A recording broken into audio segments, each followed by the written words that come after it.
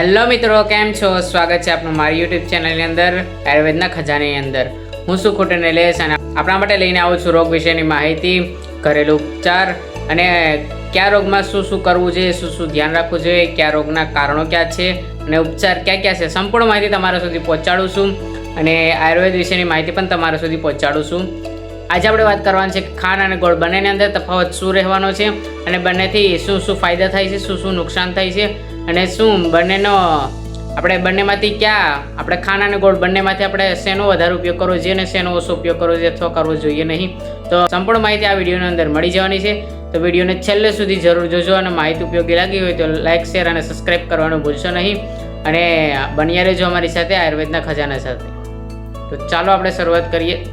ખાંડ અને ગોળ બંને વચ્ચે શું તફાવત હોય છે, તેના ફાયદા ક્યાં છે, તેના નુકસાન ક્યાં છે, સંપૂર્ણ માહિતી આ વિડીયોની અંદર આપણે જણાવવાના છે. શું તમે રોજ ચા કે દૂધમાં ખાંડ નાખીને જ પીવો છો અને શું તમને લાગે છે કે ગોળ હંમેશા ખાંડ કરતાં વધુ ફાયદાકારક છે?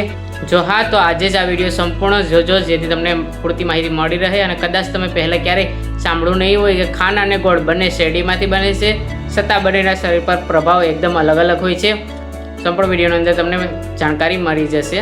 તો આજે આપણે જાણીશું કે ખાંડ અને ગોળ કેવી રીતે બને છે, બંનેમાં શું તફાવત હોય છે, કયું વધારે ફાયદાકારક છે, કઈ વ્યક્તિને ગોળ ખાવો જોઈએ અને કઈ વ્યક્તિને ટાળવો જોઈએ અને અંતે આપણે જાણીશું કે સ્વાસ્થ્ય માટે સૌથી શ્રેષ્ઠ વિકલ્પ કયો છે. તો ચાલો આપણે શરૂઆત કરીએ સૌથી પહેલા ટોપિકથી કે ખાંડ કેવી રીતના બને છે. ખાંડ શેરડીના રસમાંથી બનાવવામાં આવે છે, પરંતુ ખાંડ બનાવવા માટે રસને ઘણી વખત રિફાઇન કરવામાં આવે છે. થોડાક એવા કેમિકલ પણ એડ કરે છે જેથી આ પ્રક્રિયામાં કેલ્શિયમ, આયરન, મેગ્નેશિયમ, પોટેશિયમ જેવા ઘણા પોષક તત્વો નષ્ટ થઈ જાય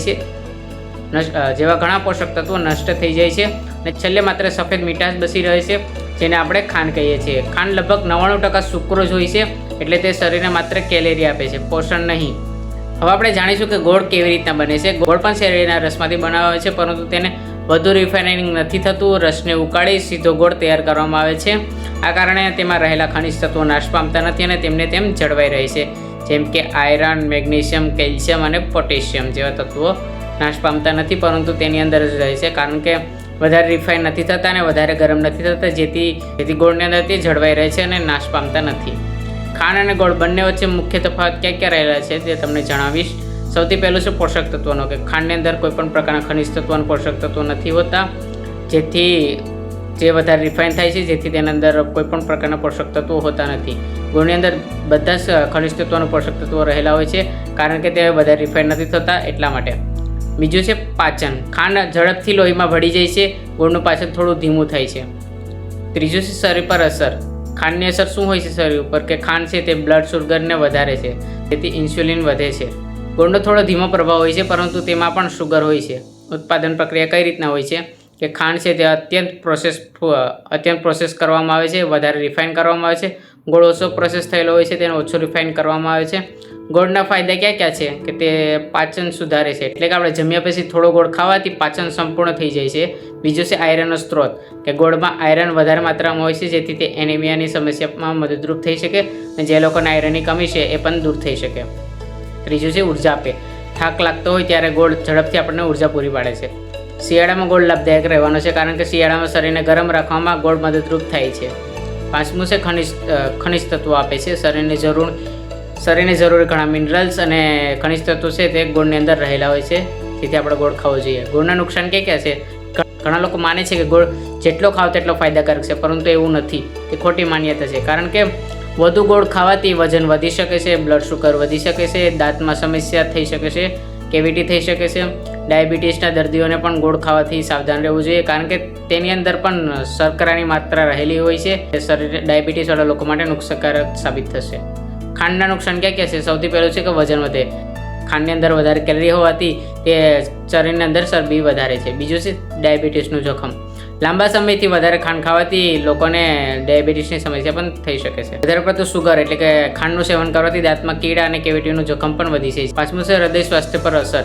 વધુ ખાંડ લાંબા ગાળે હૃદય માટે નુકસાનકારક બની શકે છે. ડાયાબિટીસવાળા દર્દીઓ ગોળ ખાઈ શકે છે. ઘણા લોકો માને છે કે ડાયાબિટીસ સંપૂર્ણ સુરક્ષિત છે, પરંતુ આ સાચું નથી. ગોળમાં કાર્બોહાઈડ્રેટ્સ અને સુગર હોય છે, તેથી ડાયાબિટીસના દર્દીઓને ડૉક્ટરની સલાહ મર્યાદિત માત્રામાં જ લેવી જોઈએ અથવા તો ગોળનું સેવન બંધ કરી દેવું જોઈએ.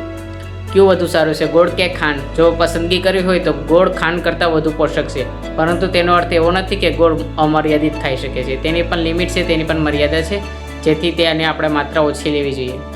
સ્વસ્થ વ્યક્તિ માટે પણ બંનેનું સેવન મર્યાદિત માત્રામાં હોવું જરૂરી છે. તો મિત્રો, આજે આપણે જાણ્યું કે ગોળ અને ખાંડ બંને શેરડીમાંથી બને છે. ગોળમાં વધુ ખનિજ તત્વો રહેલા હોય છે, ખાંડમાં માત્ર કેલેરી જ હોય છે, તેની અંદર ખનિજ તત્વો રહેલા હોતા નથી. વધુ માત્રા બંનેનું નુકસાન કરી શકે છે. મર્યાદિત માત્રામાં ગોળ ખાંડ કરતાં વધુ સારો વિકલ્પ છે. જો તમને આ માહિતી ઉપયોગી લાગી હોય તો વિડીયોને લાઇક, શેર અને ચેનલને સબસ્ક્રાઈબ કરવાનું ભૂલશો નહીં. આવી જ ઉપયોગી માહિતી માટે બન્યા રહેજો અમારી સાથે આયુર્વેદના ખજાના સાથે. આભાર.